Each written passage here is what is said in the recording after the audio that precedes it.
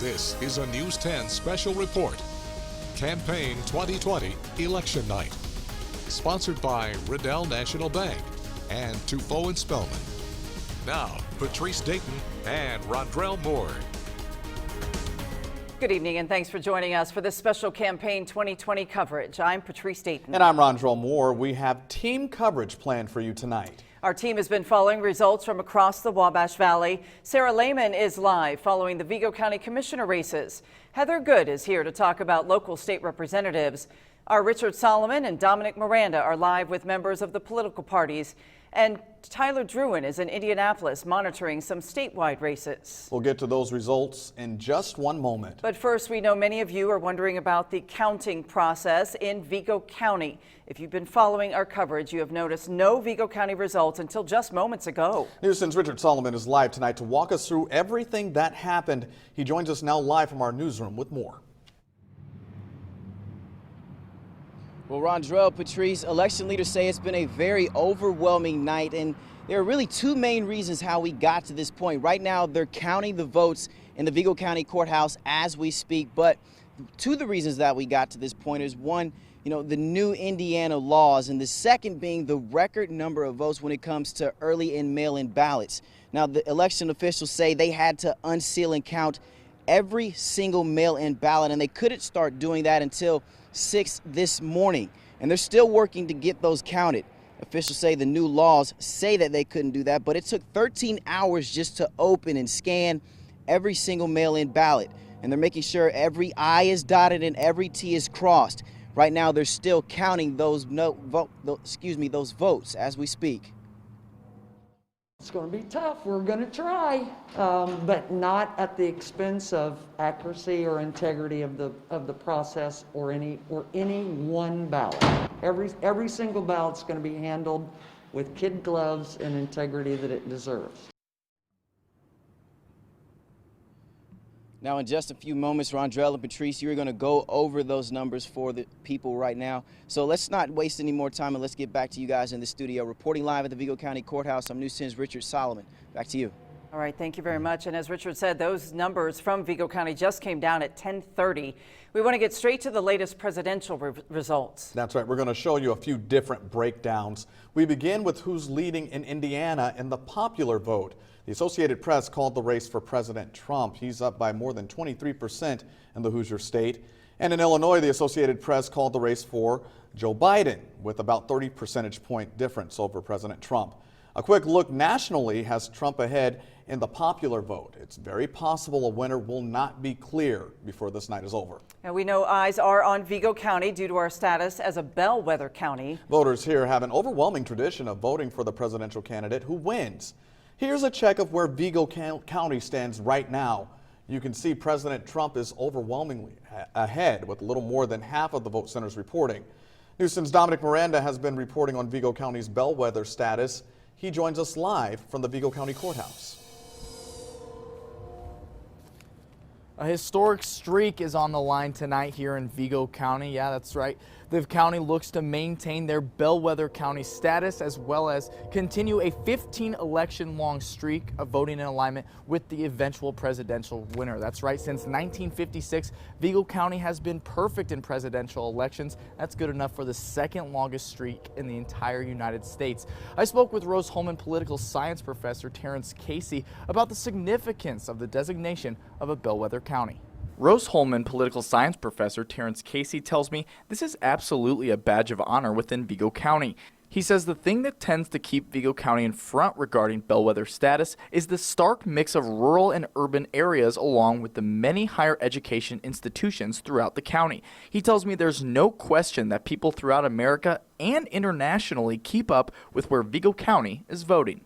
I've done interviews for international sources about Vigo County, so it's not just Americans that look at Vigo County. There was an article recently in the BBC about Vigo County. We have had this long run of success, and in that sense, people look at these counties because it may be indicative of what's going on at the national level. We will find out as you stick with us here on WTHI where Vigo County is leaning as far as bellwether status goes. Stick around on WTHI, you'll find out that and the national election, where we stand and where Vigo County stands, as eyes are on them, as Patrice and Rondrell said. For now, reporting live outside the Vigo County Courthouse, I'm News 10's Dominic Miranda. Back to you. Republicans had a chance to gain a Senate seat through the state of Illinois. This race had 5 candidates. We can tell you Democratic incumbent Richard Dick Durbin has won this race with over 50% of the vote. His closest opponent was Mark Curran. He had about 44% of the vote. And representing Indiana, a Republican congressman was hoping to help hold the Republican majority in the Indiana legislature. Current Congressman Dr. Larry Bouchon will retain his seat. He wins with more than 70% of the vote. Now, across the state line, a congressional position is up in the 15th district. A new person will hold this seat as John Shimkus is retiring. Republican Mary Miller is leading Democrat Erica Weaver with 72% of the vote. Now we turn to other statewide races in Indiana. Early tonight, the Associated Press called the race for Republican Governor Eric Holcomb. Right now, he holds a 29 percentage point lead over Woody Myers, who is followed by Donald Rainwater. Holcomb was elected to governor in 2016 after the departure of now Vice President Mike Pence. Well, Indiana will welcome a new Attorney General next year. That's after former Congressman Todd Rokita defeated Curtis Hill for the Republican nomination. Rokita faced former Evansville Mayor Jonathan Weinzapfel. Democrats saw this race as their chance to break some of the stranglehold Republicans have on state government. And it's Rokita ahead by more than 20 percentage points. That's with 65% of the vote counted. In Indiana, there are 2 local state representative races. Those are in districts 42 and 43. News 10's Heather Good has been monitoring both of these races. She's live tonight in our newsroom with a closer look at the numbers. Patrice and Rondrell, for both of these races, we've been waiting on some of those Vigo County ballots, and within just the last half hour, we started to see some of those numbers come in. Let's first talk about that 42nd district race. That's between Republican incumbent Alan Morrison and Democrat challenger Amy Burke Adams. Right now, Morrison has 68% of the vote. Burke Adams has 32%. That's with nearly 80% of precincts reporting. Now, I spoke with Morrison earlier this evening. He told me this year's race has not been like any other. There's no comparison. This year, obviously, has been a disruption of Herculean magnitude for everybody. It's certainly a different experience, and quite frankly, not one that I would like to see us have to go through again. Now to the Indiana 43rd. This district includes portions of Terre Haute, West Terre Haute, and Sealyville. We just got results in the last half hour, and with 10 out of 18 precincts reporting, Democrat Tanya Paff has 51% of the vote, and Republican Bill Treadway has 49% of the vote. Right now, with those precincts reporting, there's only about a 30-vote difference in this race. Again, both of these candidates have had to wait all evening for any results at all. Now we're seeing a very tight race. Patrice, Rondrell. That is one we'll certainly have to keep watching. Very close. Well, we move to state lawmakers across the state line in Illinois. District 55 will welcome a new senator. This is the seat Dale Ryder has held for 17 years. Darren Bailey is ahead with 74% of the vote. Cynthia Ann Gibbon, 26%. Bailey has served as a state representative for District 109. Well, that 109th seat is up for grabs. Right now, Adam Niemerg is leading that race against Democrat John Spencer. And in the 110th representative district, Chris Miller is leading. Now we move to races in Vigo County. Right now we know there are 86 out of 87 precincts reporting in Vigo County. News 10's Sarah Lehman continues our coverage with the heated races for 2 commissioner districts. Patrice, Rondrell, like all other Vigo County races tonight, we have been waiting for these results all night long, and just about a half hour ago we got a lot of those results in. So here's what we know so far. Chris Schweitzer and Pat Goodwin running against each other for District 2 of the Vigo County Commissioner race, with more than half of the vote centers reporting. Schweitzer, the Republican candidate, has more than 65% of the votes, while Goodwin, the Democratic candidate, has 34% of those votes. Now, a very similar scene for District 3. Mike Morris and Jeffrey Fisher are running against each other in this district for county commissioner, again with more than half of the vote centers reporting. Republican candidate Mike Morris has more than 64% of the votes. Meanwhile, Fisher, the Democratic candidate, has a little more than 35% of those votes. Now, again, not all of the voting centers are reporting as of right now, so these numbers can change and these results can change, and we, of course, will continue to follow that for you. But now, Patrice is standing by for a deeper dive into these heated commissioner races.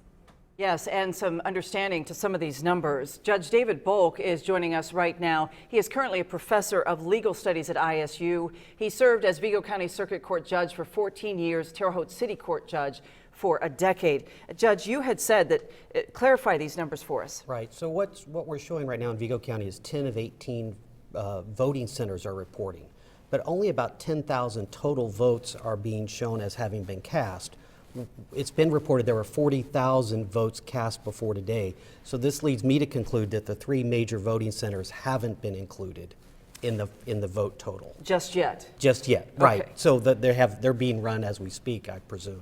And right now we're seeing that a lot of Republicans in Vigo County are doing well, perhaps because of that? Yes, because I think the sentiment, popular sentiment is that Republicans would go to the polls today and many Democrats would vote early. So that would explain what we're seeing right now in these early returns in Vigo County. Okay, and as the numbers start to even out and level out, we'll see if that comes true.